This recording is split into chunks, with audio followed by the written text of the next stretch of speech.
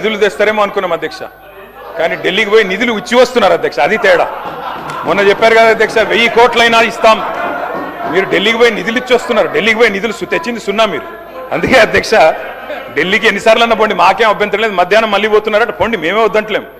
సకుటుంబ సపరివార సమేతంగా ఉండండి, అభ్యంతరం లేదు. అధ్యక్ష మీరు అన్నారు శ్రీధర్ బాబు గారు, ఏమన్నా మంచి విషయాలు ఉంటే చెప్పండి అన్నారు. శ్రీధర్ బాబు గారు, మీరు మీ డిపార్ట్మెంట్ ఎట్లా పనిచేస్తుందో ఒకసారి వినండి జాగ్రత్తగా. విని దయచేసి మీరు నోట్ చేసుకొని సమాధానం చెప్పండి. అధ్యక్ష నిన్న గవర్నర్ గారి ప్రసంగంలో చెప్పారు అధ్యక్ష, మన ఐటీ ఎగుమతులు 3,13,000 కోట్లకు చేరుకున్నాయి. ఐటీ ఉద్యోగాలు 9,39,000 చేరుకున్నాయని చెప్పారు. అంటే ఇది వాస్తవమైన శ్రీధర్ బాబు గారు? మీ క్యాబినెట్ అప్రూవ్ చేసిందే కదా ఇది గవర్నర్ ప్రసంగం? గవర్నర్ ప్రసంగంలోంచే కోట్ చేస్తున్నాను నేను. మీ క్యాబినెట్ అప్రూవ్ చేసింది, ఆ క్యాబినెట్లో కూడా మీరు ఉన్నారని అనుకుంటా ఉన్నా. గవర్నర్ గారి ప్రసంగం ఎప్పుడైనా క్యాబినెట్ ఆమోదిస్తుంది అధ్యక్ష. క్యాబినెట్లో మంత్రులందరూ ఉంటారు, ఐటీ మంత్రి గారు కూడా ఉంటారు. వారు ఇచ్చిన ఫిగర్ అధ్యక్ష ఇది 3,13,000 కోట్లు. ఏది ఎక్స్పోర్ట్స్ అని, 9,39,000 ఉద్యోగాలు. దీని అర్థం ఏంటంటే శ్రీధర్ బాబు గారు, 2023-24 ఇది కూడా మీ రిపోర్టే, నాది కాదు, మీ పేపర్ స్టేట్మెంట్ కూడా ఉంది, కావాలంటే చదివి వినిపిస్తా. ఇది మీదే శ్రీధర్ బాబు, ఐటీ మినిస్టర్. 2023-24లో ఈ రాష్ట్రంలో ఐటీ ఉద్యోగాల సంఖ్య 9,46,000. మరి నిన్న మీరు చెప్పిన లెక్క ప్రకారం 9,39,000. అంటే మీ ప్రభుత్వం వచ్చిన తర్వాత 7,000 ఉద్యోగాలు తగ్గాయని నిన్న మీరు గవర్నర్ గారి ప్రసంగంలో చెప్పారు. ఇది వాస్తవమా కాదా? ఒకటి. రెండవది విచిత్రమైన విషయం అధ్యక్ష, మరి కుడి చేయి ఏం చేస్తుందో ఎడం చేయికి తెలియదన్నట్టు శ్రీధర్ బాబు గారు బయట స్టేట్మెంట్ ఇచ్చారు అధ్యక్ష. ఇక I'm quoting times of India. Sridhar అన్న, మీరేం చెప్పారు? ఐటీ ఎక్స్పోర్ట్స్ 3,60,000 కోట్లు అని చెప్పారు. ఇక్కడ మీకు పంపిస్తాను అధ్యక్ష కావాలంటే. 3,60,000 crores. గవర్నర్ గారి ప్రసంగంలో 3,13,000 కోట్లు. ఏది వాస్తవం అధ్యక్ష? మంత్రి గారు బయట చెప్పేడుదా, గవర్నర్ గారు నోటమ్మడి ఇక్కడ చెప్పేడుదా? You should fire your secretary. If this is a mistake, bureaucratic mistake, you should fire them. క్యాబినెట్లో గవర్నర్ ప్రసంగం ఆమోదించారు. ఆమోదించిన దానిలో కూడా వాస్తవాలు పెట్టరా? ఈ ప్రసంగానికి విలువ ఉందా, విశ్వసనీయత ఉందా? అంటే 7,000 ఉద్యోగాలు, ఐటీ ఉద్యోగాలు మీరు వచ్చాక తగ్గాయి అని మీ ప్రభుత్వం, మీ గవర్నర్ గారు నిన్న చెప్పారు. ఇది వాస్తవమా కాదా? దయచేసి నోట్ చేసుకోండి, చెప్పండి. తగ్గిలేదు, పెరిగినాయి, మాదేదో తప్పు జరిగింది, తీసి పారేయండి. ఐటీ సెక్రటరీ ఎవరున్నారో తీసి అవతల పాడండి చెత్తబుట్లు. అధ్యక్ష ఇంకో మాట అధ్యక్ష, మీరు చెప్పారు పెట్టుబడుల వెల్లువ 1,00,000 కోట్లు, 7,00,000 కోట్లు, 8,00,000 కోట్లు. అసలు మేము అడ్డం వచ్చి చక్కెర అడ్డం పడేంత ఇన్వెస్ట్మెంట్లు చెప్తున్నారు అధ్యక్ష. మేము నిజమేమో అనుకున్నాం అధ్యక్ష. ఇది గవర్నమెంట్ వెబ్సైట్ శ్రీధర్ బాబు గారు, గవర్నమెంట్ వెబ్సైట్ ఇది, టీఎస్ ఐపాస్ వెబ్సైట్. మీరు చెప్పే మాటలేమో కోట్లు దాటుతున్నాయి అధ్యక్ష. ఎట్లున్నాయంటే ఒక్క గ్లోబల్ సమిట్లోనే 5,75,000 కోట్లు వచ్చినాయంట అధ్యక్ష. మరి ఇక్కడ చూస్తే టీఎస్ ఐపాస్ వెబ్సైట్, అందులో చెప్పారు అధ్యక్ష. టీఎస్ ఐపాస్ వెబ్సైట్ ప్రకారం 2023-24లో 22-23 చెప్తా ముందు, 22-23లో 3,100 ఇండస్ట్రీలు, 2021-22లో 4,000 ఇండస్ట్రీలు, ఇట్లా వరుసగా 4,000, 3,000 ఆ స్థాయిలో ఉన్నాయి. మీరు వచ్చిన తర్వాత 2024-25లో 2,050, 2025-26లో 1,126. మాటలేమో కోటలు దాటుతున్నాయి, లెక్కలు చూస్తే మరి ఇది ప్రభుత్వ వెబ్సైట్, నా కవిత్వం కాదు, నాది కాదు. You should fire the people who are doing this mistakes. Sridhar Babu గారు, మీరు మా మీద ఒంటికాలతో లేవడం కాదు.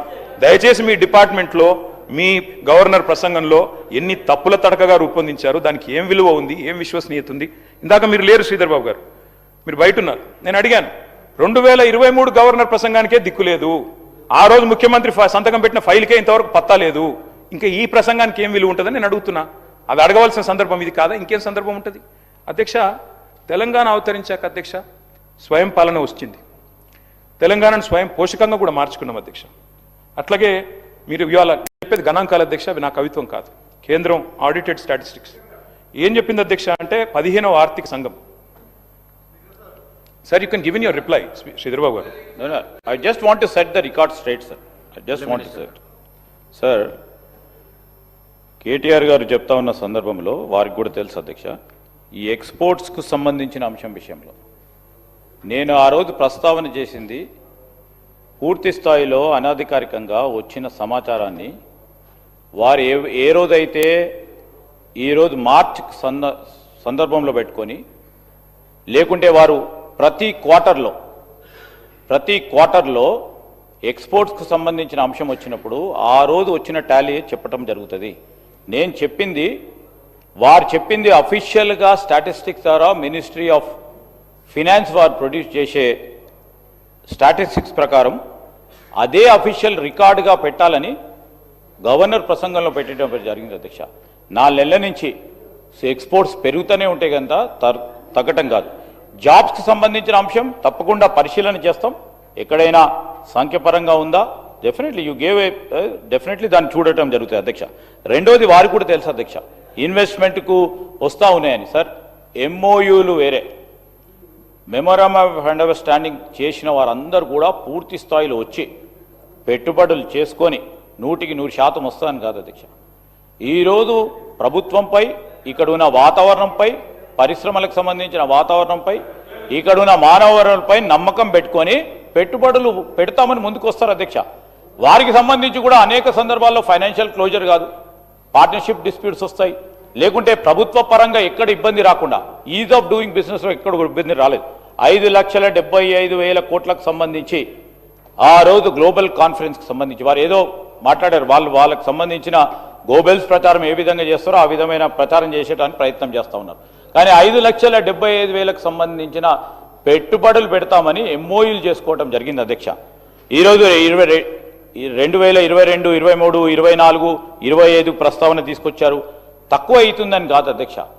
ఈరోజు పెట్టుబడులు ఏ విధంగా వస్తూ ఉన్నాయి, పూర్తి స్థాయిలో మేము బెట్ చేసిన తర్వాతనే ఎంఓయూ చేసుకున్న తర్వాత, కొన్ని సందర్భాల్లో ఎంఓయూ చేసుకున్న తర్వాత అధ్యక్ష ఆ కంపెనీస్కి సంబంధించిన సమాచారాన్ని అన్నిటిని కూడా సేకరించి వాళ్ళకి వయబిలిటీ ఉందా లేదా అని అంతా కూడా చేయటం జరుగుతుంది. వారికి కూడా ప్రత్యేకంగా తెలుసు, because he is well experience in that department. So ఇవన్నీ కూడా పక్కదారి పట్టించే ప్రయత్నం చేయకుండా it's only creating a positive environment for welfare of the industries and also to bring in the investment to the state. సరే, ఎక్కడైనా సంఖ్యాపరంగా ఎక్కడైనా మిస్టేక్ ఉన్నా తప్పకుండా సవరణ చేసుకుంటాం. ఎందుకంటే ఇట్స్ బోత్ రిఫ్లెక్ట్స్. మీరు గత 10 సంవత్సరాలు ఇక్కడ ఉండి పనిచేసిన రాష్ట్ర ప్రజలకు సంబంధించిన సంక్షేమానికో ఇన్వెస్ట్మెంట్కి సంబంధించినప్పుడు మేము అటు కూర్చొని ఎప్పుడు కూడా ఇబ్బంది పెట్టలే, ఎందుకంటే రాష్ట్రానికి సంబంధించి. కానీ ఈరోజు మేము ఇక్కడ కూర్చొని పనిచేస్తూ ఉన్నప్పుడు మీరు కూడా పెట్టరని ఆలోచన చేస్తూ ఉన్నాం. రావద్దు, పెట్టుబడులు రావద్దు, ఆ భయభ్రాంతులను సృష్టిస్తామంటే